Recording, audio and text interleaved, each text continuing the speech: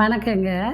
இன்றைக்கி நம்ம கேரளா ஸ்டைல் வாழைக்காய் பொடி மாஸ் செய்கிறது எப்படின்னு பார்க்கலாம் வாங்க. 3 வாழைக்காயை வெட்டி குக்கரில் தண்ணி ஊற்றி ஒரு விசில் விட்டு வேக வைங்க. ஏன்னா ஒரு விசில் விட்டால் தான் அரை வேக்காடாக வேகும். ரொம்ப வேக வைக்கக்கூடாது.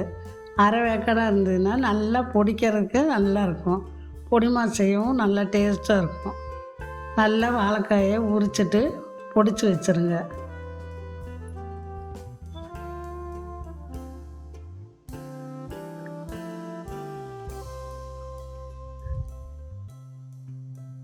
இது தாளிக்க பெரிய வெங்காயம் 1, பச்சை மிளகா 2, வரமிளகா 2, கருவேப்பிலை கொத்தமல்லி தழை உருகி வச்சுக்கோங்க. தேங்காய் அரை மூடி சிரவி வச்சுக்கோங்க. ஒரு கடாயை அடுப்பில் வச்சு அதுக்கு தேங்காய் எண்ணெய் ஊற்றி தாளிச்சிங்கன்னா ரொம்ப டேஸ்ட்டாக இருக்கும். வேறு எந்த எண்ணெய் ஊற்றினாலும் அவ்வளோ டேஸ்ட்டு கிடைக்காது. அதனால் நான் இன்றைக்கி தேங்காய் எண்ணெய் ஊற்றி தான் செய்கிறேன். 2 டேபிள் ஸ்பூன் தேங்காய் எண்ணெய் ஊற்றி கடுகு உளுந்தம்பருப்பு போட்டு நல்லா பொரிய விடுங்க.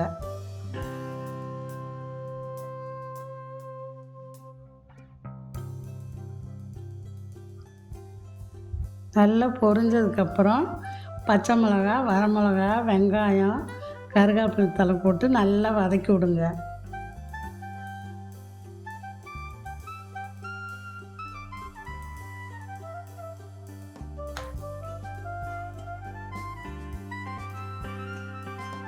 நல்லா வதங்கினதுக்கப்புறம் மஞ்சத்தூள், உப்பு போட்டு நல்லா வதக்குங்க.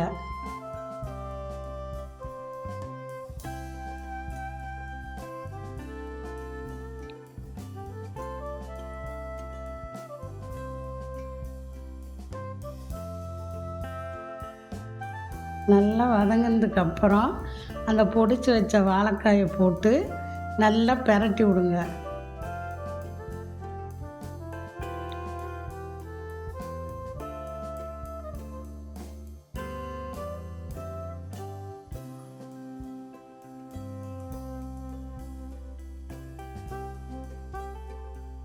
நல்லா மஞ்சத்தூளும் உப்பும் அதில் நல்லா பெரட்டுற மாதிரி கிளறி அதில் தேங்காயை துருவி வச்ச தேங்காயை போட்டு நல்லா கிளறிடுங்க.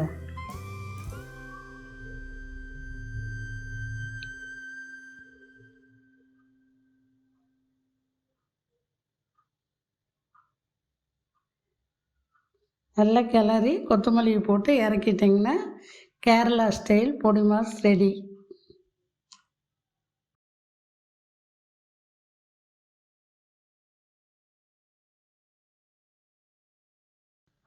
இந்த வீடியோவுக்கு ஒரு லைக் கொடுங்க.